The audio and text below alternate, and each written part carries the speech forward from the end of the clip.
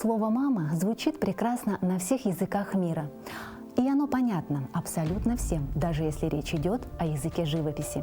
Если живопись – это искусство, на которое можно смотреть, то мама – это человек, на которого можно смотреть бесконечно и слушать. Сегодня мы в гостях у художника Андрея Чикачева и его мамы, самого верного и преданного поклонника. Андрею с малолетства я говорила: береги руки. И всегда я ему давала рукавицы. Когда выходил, иногда забывала, обязательно я кликну, даю рукавицы ему. Я всегда про себя вот так как-то берегла. Я, допустим, не представлял, кем я буду. Говорили просто. Мама говорила: вот художником станешь. Отец мечтал быть художником, не получилось. Вот ты.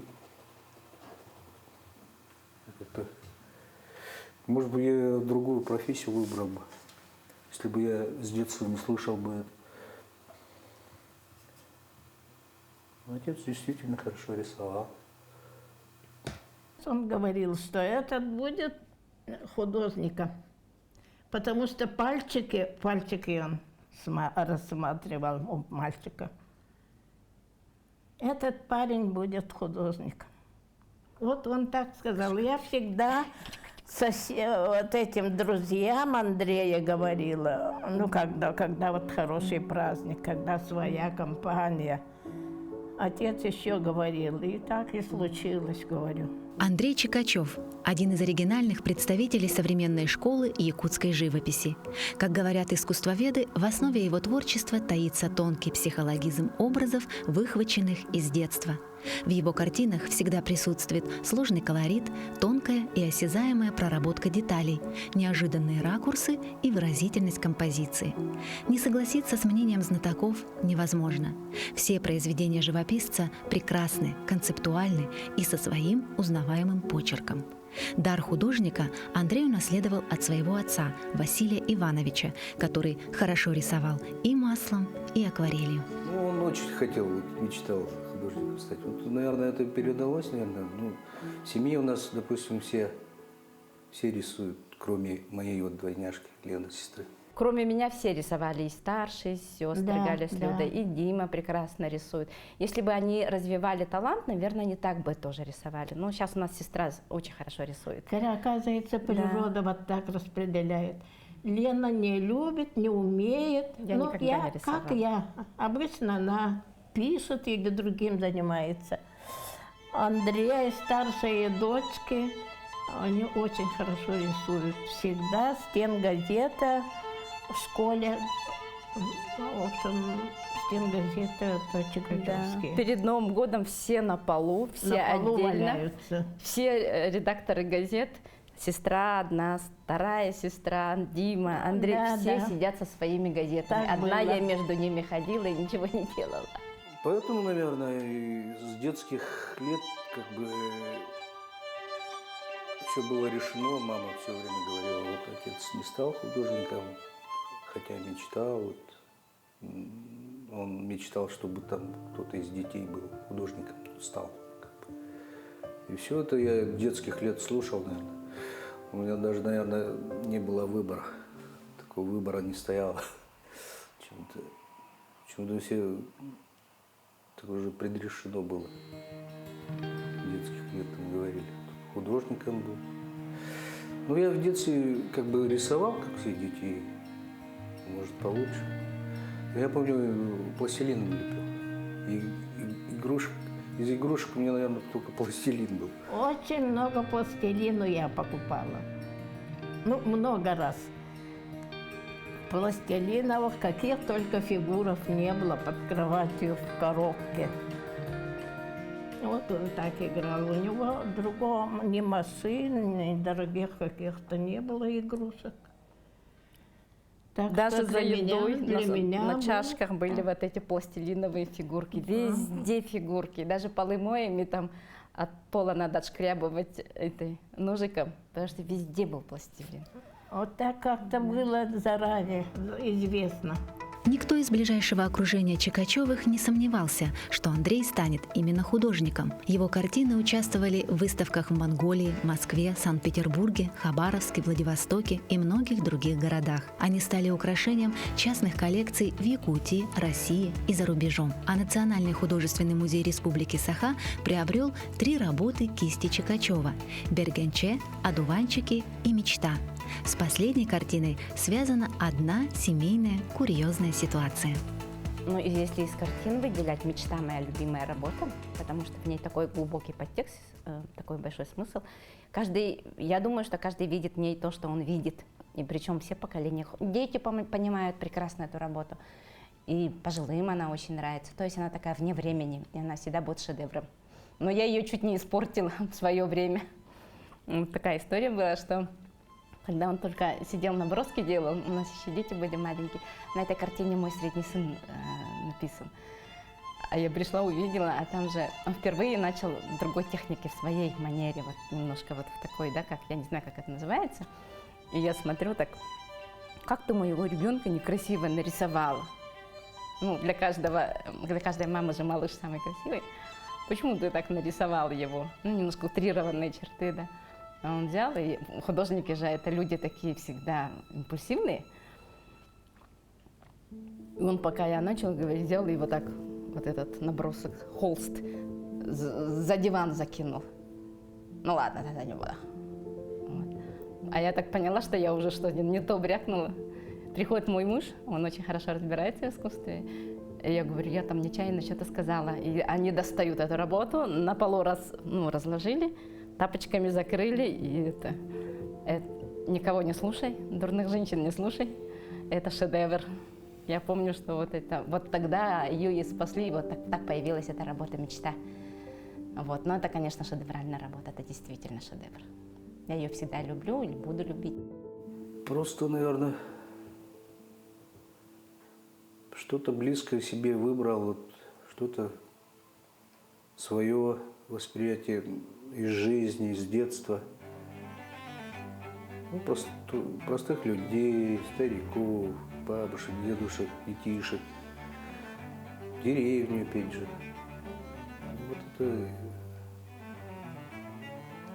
восприятие сельской жизни, вот это, наверное, образы, наверное, с детства все-таки приходят такие вещи. С детских восприятий. Все хорошее, мне кажется, с детства. Человек как в детстве все же кажется большим, хорошим, добрым. Наверное, оттуда. Что скрывается за расхожей фразой «все мы родом из детства»? Для кого-то это запах маминых или бабушкиных пирожков, для кого-то аромат свежескошенной травы, для одних это семейные походы в лес, а для других – праздники всей большой роднёй. У наших героев почти те же приятные воспоминания, с той лишь разницей, что они всю жизнь как иголочка с ниточкой, которую, по некоторым причинам, иногда хотелось разорвать. Когда детсад собирала, конечно, каждый раз кто что-то захочет, кто-то не хочет, обязательно. Потом за руку берутся и идут, у нас недалеко был детсад.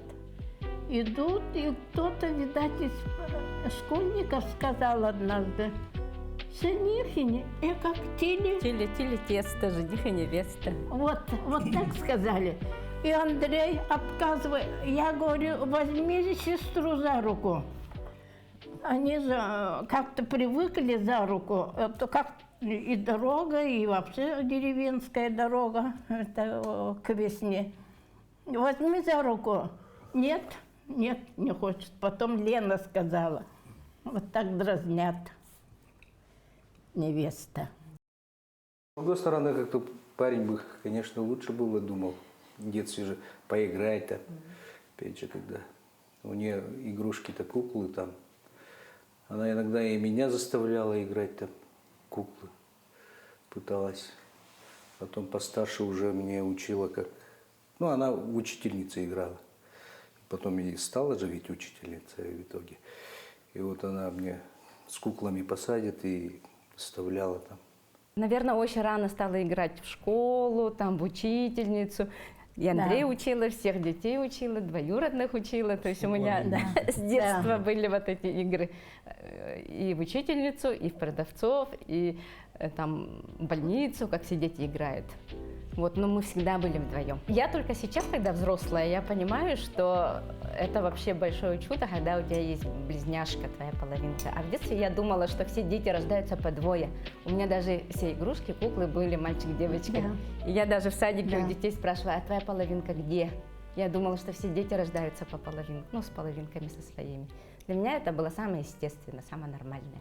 И у меня было чувство, что у меня всегда рядом вот мой человек, мой друг, мой братик, брат. Я думаю, что это вообще очень повезло мне крупно, что мы так родились вдвоем. Двойное счастье. Так говорят про тех, кому судьба подарила одновременно двух детей. Так оно и есть на самом деле. Однако в истории Заремы Федоровны не все шло гладко. Были и некоторые опасения. Во-первых, я не ожидала. Только 7 месяцев работаю в школе. Думала, через два дня, потому что понедельника я сдала. Через 2 дня в понедельник пойду за отпуском, за отпускным. Это было в Мархе, Нюрбинского района тогда, Ленинского столько стало. Вот и так получилось, что как подумала, на завтра, когда собиралась на работу, началось. Я испугалась, думаю, ну слишком рано. Я очень испугалась. Потом говорю маме, мама со мной жила всегда. Мне плохо, мол. Побежала мама к соседу, как раз он дома был. На грузовой машине повезли меня. И довольно быстро началось. Лена, затем Федоровна, еще потерпите, там еще есть кто-то. Вот так сказали. Мы деревенские, шутя. Вот. И правда, и второй, оказывается, есть. Никто не ожидал, никто. На роду вообще-то у отца детей есть, даже тройни есть. Ну и появился мальчик. Маленькие слишком. Вот так они появились 27 апреля, накануне первомайских праздников. И легко, как-то легко получилось, потому что они слишком маленькие были. А до этого был большой груз, я плохо чувствовала. Очень плохо чувствовала. Даже съездила и в Нюрбу, и в Сунтар показаться, почему у меня так слишком тяжело, рано, но я ходить не могу. Вот так они появились. Ну, знаете, мы опасались, будут ли жить, выживать, потому что слишком маленькие и слишком рано. Ну, вот как-то природа вот так. Мама всегда рассказывает, что за печку положили, 2 месяца имя не давали, заячьи шкурки засунули. Потом это не печка спасла, а грелка. Грелки обычные, 4 грелки. Вот так, 4 грелки. И месяц, может, 1,5, я уже не помню, на грелке. Мама, ой, бедная мама, все следила часами, будильник смотрела. И нормально все. И с молоком нормально, и дети как-то вот так. Это, я говорю, природа. Природа. Потом отец у них, ну, эвен, русский, там, якут, очень кровосмешение, видать, это помогает, не знаю. Сильная кровь не только одарила детей талантами, но и просто-напросто помогла им выжить. К сожалению, вскоре семью Чикачевых ждало и еще одно испытание. Потом внезапно, конечно, это отца не стало. Нам было 2 годика, когда его не стало, и мы переехали в Сунтар. Ну, там у матери сестра была, Зоя Федоровна, вот, как раз. Ну, чтобы поддержка была какая-то там. и бабушка была там. Отца я вообще не помню. Мы сильно маленькие же были. 2 годика нам было. Так что я вообще не помню. Ну, он очень активный человек был. Занимался саморазвитием, выписывал книги по рисунку, живописи, очень много читал. Ну, конечно, не хватало отца, наверное. Ну, матери, братья как раз в Сунтаре жили. Дядя Алик, вот младший брат был, мамин. Сейчас его нету, конечно, но каждое лето его почти выезжал вот в Сунтаре, вот районы, ну, маленькие деревни есть, Кукун, туда, на сенокос. Помогал ему, и на охоту он с ним ездил осенью. Ну, как-то вот летом вот все время в деревне. И он, наверное, как, ну, больше мужского воспитания, наверное, от него. К сожалению, двойняшки росли без отца. Все заботы о детях взяли на себя мама и бабушка. В этом смысле их судьбы очень схожи. Зарема Федоровна тоже в раннем возрасте осталась без папы. Во 2 классе папа умер. Во 2 классе я училась. Его я мало помню. Помню, что он на спине возил братишка у нас, а братишку он дождался парня.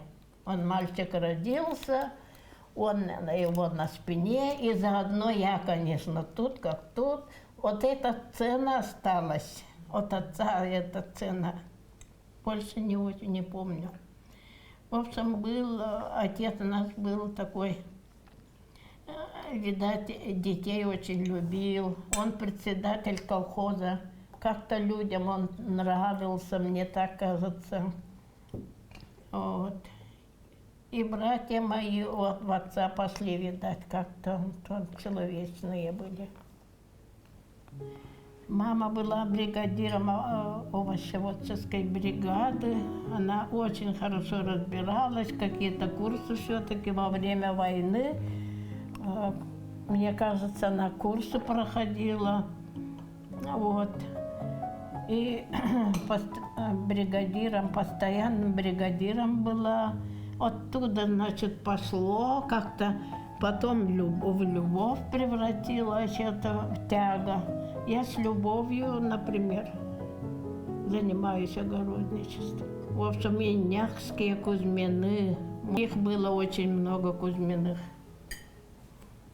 Вот из известных Валерий Ильич, Ариана Ильич. Их мама, родная сестра моей мамы. Кузьмины. Прославил род Алекминских Кузьминых герой соцтруда, первый летчик из народа Саха, командир Якутского объединенного авиационного отряда Якутского управления гражданской авиации Валерий Ильич Кузьмин. Во время Великой Отечественной войны Кузьмин летал на перегоночной трассе по особой воздушной линии Уэлькаль-Якутск-Красноярск для доставки из США боевых и транспортных самолетов. Потом их было 6. Из этих 6 еще пошли. Все здоровые, красивые. Потом к образованию обычно тянулись. Все образованные. Кузьминский род очень хороший. Вот отсюда и пошло и Няхские, такой большой род.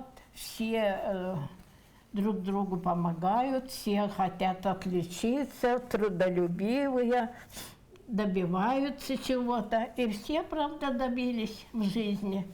А село-то маленькое, и Нях очень маленькое село. Оттуда специально, чтобы выучить детей, сначала сестра моей мамы выехала на Карбасе, Карбас говорят, ага. Потом наша мама тоже из Кыллаха. В Кыллахе мы выросли. Я, например, выросла в Кыллахе. В центр переехали, чтобы обучать детей. Какие деньги тогда? Денег не было. Кое-как на последнее детей обучали. вот сумели. Потом началась война, и все равно выстояли. Во время войны это все тяжело, не наедались, наверное, но об этом не думаю, об этом я не вспоминаю, например. Как-то что-то всегда чем-то мама кормила, особенно овощами, видимо. Овощи полно было. А в Кыллахе очень хорошо, между прочим, растет все, абсолютно все хорошо растет. Остров. Там растет, по-моему, зерно, даже пшеница, ячмень в Кыллахе. И как-то мы не голодали.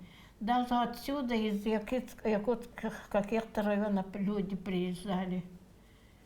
Алекма спасала это на самом деле так. И в Кыллахе много приезжих было.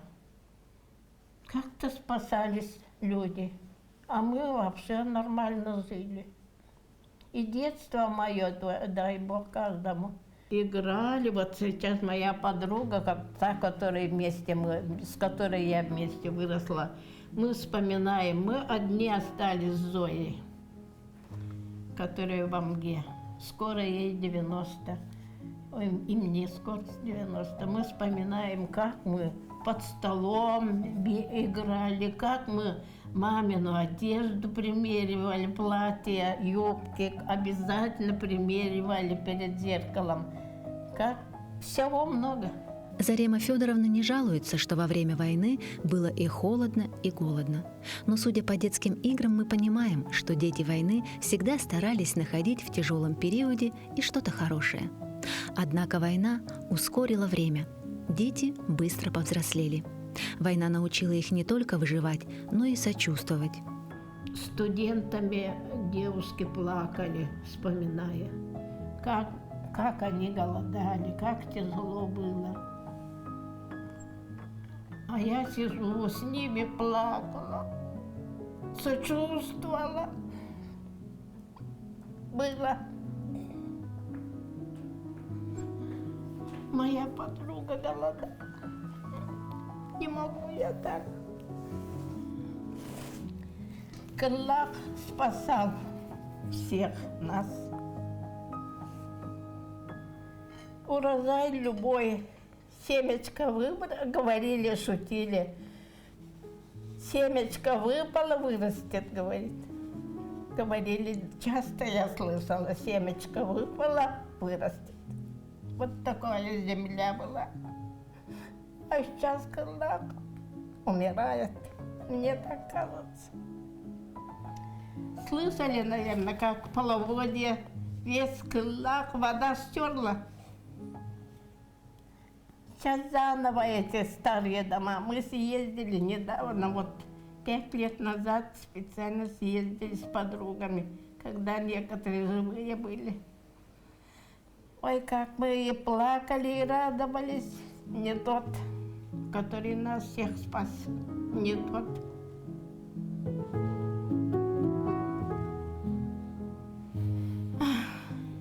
Не хочу я вспоминать.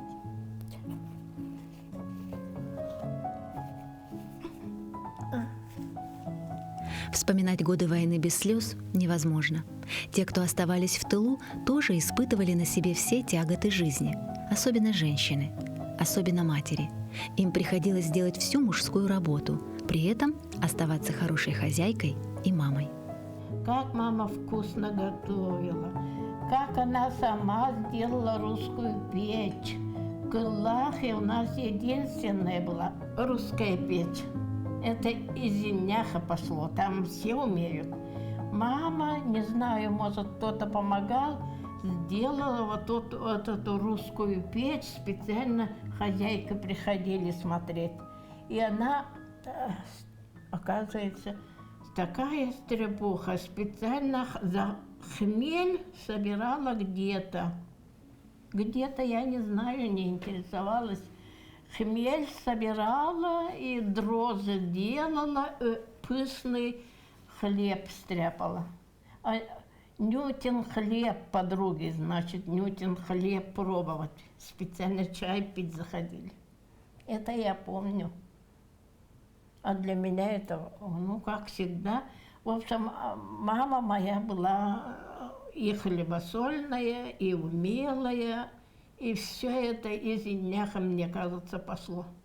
От мамы берется все. Во-первых, мама заставляла какие-то обязанности работать, обязанности свои. Мы знали с детства. Также воспитала своих детей. Обязанность должна быть у детей. Мы всегда дома убирались сами. Я даже не помню, чтобы мама полы мыла. Никогда в жизни не видела, чтобы мама полы мыла, потому что это всегда наша обязанность была детская. Убраться там, что-то. Ну а вот готовить мама и бабушка готовили. Потом бесконечная проверка. И у мамы было много уроки. уроков. Она же учительница русского языка. И даже после работы вот такая стопка, наверное, 3-4 класса вот приносится домой. И каждый Лена вечер помогала в старших классах проверять. с 5 класса начала проверять ошибки у детей.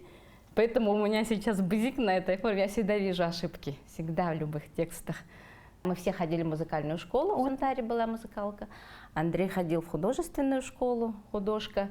То есть мы были сильно занятые дети. Занятые были все, абсолютно все. Зарема Федоровна считает, что труд, домашние хлопоты и занятость детей – это неотъемлемая часть процесса воспитания. Но как бы строга она ни была к детям, творчеству всегда давала широкое раздолье и никогда за это не ругала. Школьные тетради все были в рисунках у Андрея, я помню. Да. Мы же сидели за одной партой в школе. И все тетради, вот там, где сзади таблица умножения, и везде вот задние странички, все было в его рисунках, все. И даже учителя проверяли тетради, и прямо всегда бросалось в глаза, что у него на полях рисунки, там, на задней стороне тетрадки, наперед, везде были рисунки. Все уроки рисования он мне рисовал, всю биологию мне рисовал, там, где надо было рисовать. Да. А я вместо него задачки решали, у нас вот так вот перекрестно получалось. Это было, это у них было. Поэтому вот как-то школу закончили. Как-то так иногда звучало так. Вот Лена у нас красавица, умница, там, математик. Андрей у нас художник. Типа. Мне, честно говоря, ни одна работа своя не нравится. Особенно, когда заканчиваешь работу. Там масса ошибок каких-то. Надо было так. Иначе как-то подумать, сделать. Ну, такие вещи происходят постоянно. Неудовлетворенность, недовольство какое-то выявляется потом. Но со временем смотришь, может, нормально было. Или так. Ну, такого прямо вот, ой, такой шедевр сделал, или хорошо сделал. Такого нет. Да. Хочу такой натюрморт сделать. Пандемия связана каким-то образом. Посуду, вот, утварь, все это якутское, которое сопровождает цех якутский. Они все вот вещи ждут цех. Вот какую-то тревожность, тревога, трагичность какую-то должна существовать. Из-за того, что у нас 2 года цеха не было, вот такой момент. Вот каждая вот эта деталька, они же разных цветов, из-за того, что это освещение. Все это покопаться, иногда бывает интересно. Я сам еще добавляю специально вот таких состариваю, как бы материальность, чтобы показать мятость, такие старость, ветшалость. Интересно бывает показать, вот, допустим, замшу вот эту же кожицу, металлические вот детальки, бляшки, покопаться. Ну, в Владивостоке мне Сергей Андреевич, вот, преподаватель мастер, всегда говорил, делай свои вещи, вот, своего народа, своих людей, как бы, потому что ты с Якутии. Почему-то он так мне. Потому что у него и предыдущие ученики, наверное, были вот тоже с Якутии. И он в этом видел, наверное, свои вещи, свои народные вещи делайте. Обычно же там, как местные студенты, опять же, местные с Владивостока, там, с Приморья, там, корабли, рыбаков. Там. А вы говорите, что вам близко, там, что, откуда вы? Многие спрашивают, когда вот пишете, когда у вас столько вдохновения, а когда вдохновения нету, то есть не работаете, что ли? Мне кажется, у всяких художников вдохновение приходит, когда ты работаешь. Допустим. Если даже вдохновения нету, человек работает, пытается что-то. Не обязательно же каждый день вдохновение может посетить. Я не быстро работающий человек. Мне, ну, допустим, творческую работу, допустим, картину, месяц, иногда 1,5-2, может быть, иногда полмесяца. Первый, кто видит это, конечно, супруга, жена, Виктория. У нее и советуюсь по большей части, потому что она первый зритель. Всегда советуюсь. Ну, у нее очень тонкий вкус, она очень полезные вещи иногда, как говорит, точку, можно сказать. Поддерживает Андрея вся его большая дружная семья, супруга и дети, братья и сестры и, конечно, мама. Особая поддержка идет именно от нее. Она придает силы и уверенности. Ведь весь жизненный путь, который прошла Зарема Федоровна, а вместе с ней и ее муж, подавал повод для гордости. Об этом говорят их односельчане, коллеги и ученики. В Антаре, во-первых, и очень хорошая школа была, очень хорошее образование, хорошие учителя, поэтому все учителя были очень сильные. И мама, как сейчас вот ее ученики вспоминают, самая любимая, самая такая запомнившаяся учительница, которая каким-то образом сильно повлияла на многих людей. Мы даже были в Марфинской школе, когда? 5 лет назад, где? Мы с Андреем, когда 50 лет нам было, мы с Андреем попали в Марфинскую школу, там, где мы родились, вот в Нюрбе, и, ну, волей судьбы. И все люди этого поселка, этой деревни собрались, чтобы увидеть Андрея, конечно, потому что он знаменитый человек, это знаменитый земляк приехал к ним. И в школе была такая встреча очень трогательная. И все вспоминали, какие были мама с папой молодые. Мы же этого же уже не знаем.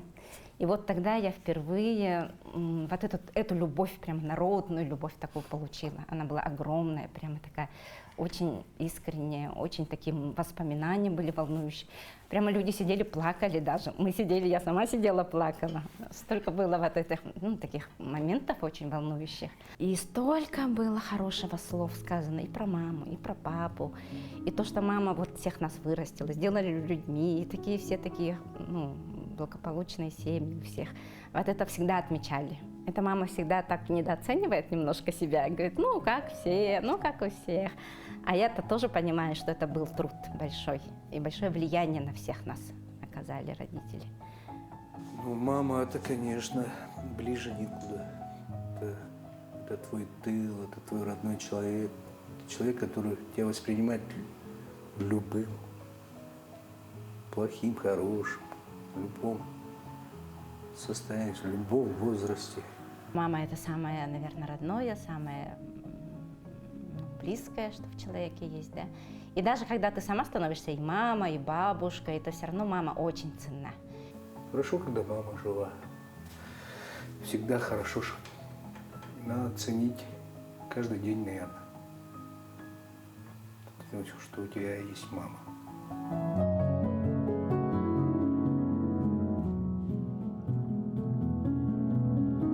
Считается, что картины художника должны что-либо сказать. Так оно и есть. Просто каждый интерпретирует их по-своему. Ведь любое творчество кроет в себе загадку, которую художник задает себе сам. А нам, зрителям, остается лишь наслаждаться его произведениями. Из раза в раз смыслы могут меняться. Но в этом ведь и состоит творчество – начало, дающее человеку бессмертие. А там, где есть нетленность, всегда кружат невидимые ангелы. Ну а если вы не верите в ангелов, просто посмотрите в глаза своей мамы.